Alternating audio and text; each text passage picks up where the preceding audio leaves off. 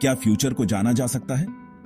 भविष्य मालिका ओडिशा का एक पुराना टेक्स्ट क्लेम करता है कि इसने हमारी एरा को सदियों पहले प्रेडिक्ट किया था। ये एक बुक से कहीं मेमोराइजिया है। ये एक लिविंग ट्रेडिशन है जो आज के कैओस में आंसर्स ढूंढने वाले लोगों को अपनी ओर खींचती है। मालिका की प्रोफेसीज जो फेट में डूबी है, ग्लोबल टर्म, पैंडेमिक्स और तेज चेंजेस को एक कॉस्मिक साइकिल का पार्ट बताती है। जैसे जैसे हम इसके ओरिजिन्स और प्रेडिक्शंस को एक्सप्लोर करते हैं, हमें पूछना होगा, क्या ये एक डिवाइन रेवलेशन है, एक सोशल वार्निंग है, या एक ऐसा मिरर है जो मीनिंग के लिए हमारी अपनी सर्च को रिफ्लेक्ट करता है? भविष्य मालिका की स्टोरी पुरी में शुरू होती है, जो लॉर्ड जगन्नाथ का घर और स्पिरिचुअल एनर्जी का सेंटर है। इसके ऑथर अच्युतानंद दास पंचसखा में से एक थे, 5 संत दोस्त जिनके बारे में माना जाता है कि उन्हें डिवाइन विजन्स मिलते थे। लेजेंड कहता है कि इन सेंटों को गहरी मेडिटेशन में लॉर्ड जगन्नाथ ने फ्यूचर दिखाया और उन्होंने इसे पाम लीव्स पर रिकॉर्ड किया। राइटिंग एक सेक्रेड एक्ट था, सिर्फ लिटरेचर नहीं बल्कि कॉस्मिक विजडम का एक चैनलिंग। ये पाम लीफ मैन्यूस्क्रिप्ट्स या पोथीज मठों में प्रिजर्व किए गए, एक सेक्रेड ट्रस्ट के रूप में पास किए गए। बिलीवर्स के लिए मालिका इंसान की इन्वेंशन नहीं बल्कि एक डिवाइन इनहेरिटेंस है। इसकी अथॉरिटी इसकी होली ओरिजिन में निहित है। इसका मैसेज जो 16वीं सदी के पुरी में पैदा हुआ, टाइमलेस माना जाता है, हर एज के लिए रेलेवेंट। भविष्य मालिका टेक्स्ट का एक कलेक्शन है, हर एक पंचसखा संत द्वारा लिखा गया, जो पुरानी उड़िया और संस्कृत में है। इसके वर्सेज सिंबॉलिक, पोएटिक और अक्सर क्रिप्टिक होते हैं, स्पिरिचुअली मैच्योर लोगों के लिए इंटेंडेड। टेक्स्ट का स्ट्रक्चर, क्वार्टरेंस और कपलेट्स इसे याद रखने और ऑरली शेयर करने में आसान बनाता था, जिससे इसका सर्वाइवल एंश्योर हुआ।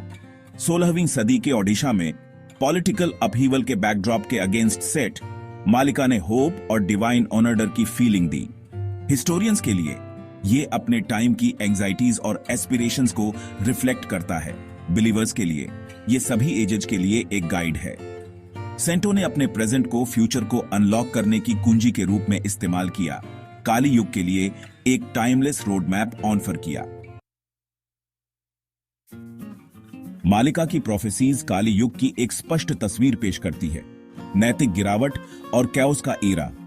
ये भविष्यवाणियां बताती हैं कि कैसे इंसान अपने मूल्यों से भटक जाएगा और समाज में अराजकता, असुरक्षा और अविश्वास का माहौल बन जाएगा। ये परिवारों के टूटने, रेस्पेक्ट के खोने और लालच और कॉन्फ्लिक्ट से चलने वाले समाज की भविष्यवाणी करती है। रिश्तों में दूरियां बढ़ेंगी और लोग अपने स्वार्थ के लिए अपनों को भी भूल जाएंगे। बुजुर्गों का सम्मान कम होगा और युवा पीढ़ी अपने रास्ते पर चल पड़ेगी। रिलीजन ये चेतावनी देती है, कमर्शियलाइज हो जाएगा, जिसमें झूठे गुरु लोगों को गुमराह करेंगे। धर्म का असली अर्थ खो जाएगा और आस्था एक व्यापार बन जाएगी। लोग सच्चाई की जगह दिखावे और बाहरी आडंबर में उलझ जाएंगे। टेक्स्ट मॉर्फियस एंड मार्वल्स की ओर इशारा करता है। लोग दूरियों पर बात कर रहे हैं, इंफॉर्मेशन का एक ग्लोबल वेब और उड़ने वाले मेटल चैरियट्स, फोन, इंटरनेट और हवाई जहाज से अजीब तरह से रिजेंबलिंग। ये सब भविष्यवाणियों में सिग्नित हैं, जो आज की टेक्नोलॉजी से मेल खाते हैं। ये एडवांसमेंट्स हालांकि अद्भुत हैं, युग के कंफ्यूजन को बढ़ावा देने वाले के रूप में देखे जाते हैं। लोग जितना जुड़ते हैं उतना ही अकेलापन और उलझन महसूस करते हैं।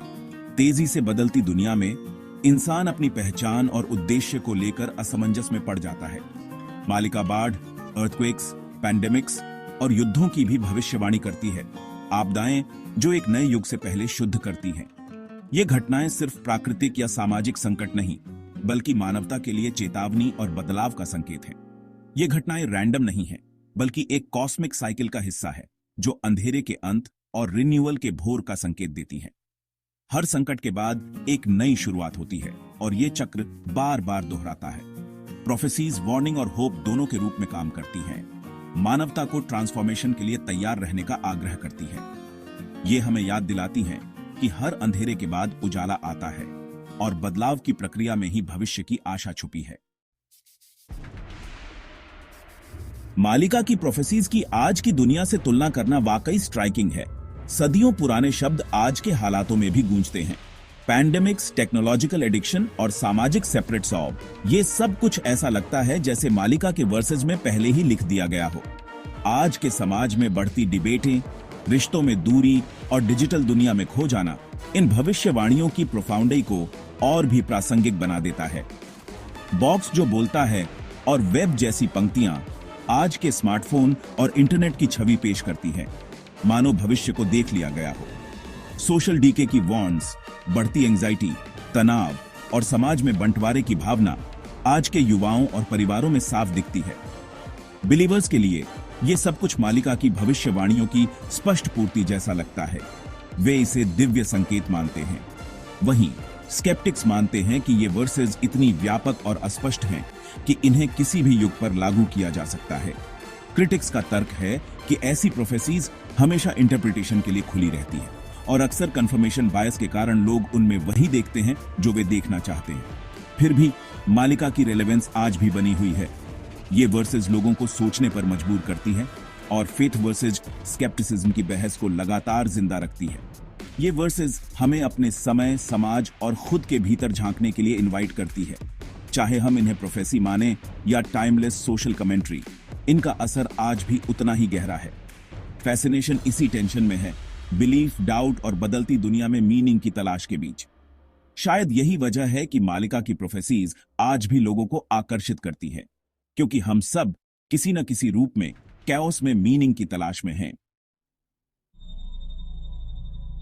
भविष्य मालिका अटूट फेथ और क्रिटिकल एनालिसिस दोनों को इंस्पायर करती है। डिवोटीज इसे डिवाइन ट्रुथ मानते हैं। हर भविष्यवाणी लॉर्ड जगन्नाथ की प्लान के हिस्से के रूप में सामने आती है। छिपी हुई मैन्यूस्क्रिप्ट्स और सीक्रेट केव्स की स्टोरेज इसके मिस्टेक में 4 चांद लगाती है, जो अभी भी आने वाले गहरे रहस्यों का सजेस्ट देती हैं। हिस्टोरियंस वहीं इसे अपने युग का प्रोडक्ट मानते हैं, प्रोफेसी के रूप में प्रच्छन्न सोशल कमेंट्री। वे इसकी लैंग्वेज और कॉन्टेक्स्ट का एनालिसिस करते हैं, इसे क्राइसिस के समय में सुधार के लिए एक कॉल के रूप में देखते हैं। कुछ दोनों रिफ्लेक्टों को जोड़ते हैं, इसकी साइकोलॉजिकल और कल्चरल पावर को पहचानते हैं, चाहे शाब्दिक सत्य कुछ भी हो। मालिका इस प्रकार एक मिरर बन जाती है, हमारे फेट और अनसर्टेनिटी को समझने की हमारी जरूरत दोनों को रिफ्लेक्ट करती है। प्रेडिक्शन से परे मालिका का कोर मैसेज एक्शन के लिए एक कॉल है, कर्मा और धर्म पर जोर देना। यह हमें याद दिलाता है कि केवल भविष्य की घटनाओं की प्रतीक्षा करना पर्याप्त नहीं है, बल्कि हमें अपने कर्मों और कर्तव्यों के प्रति जागरूक रहना चाहिए।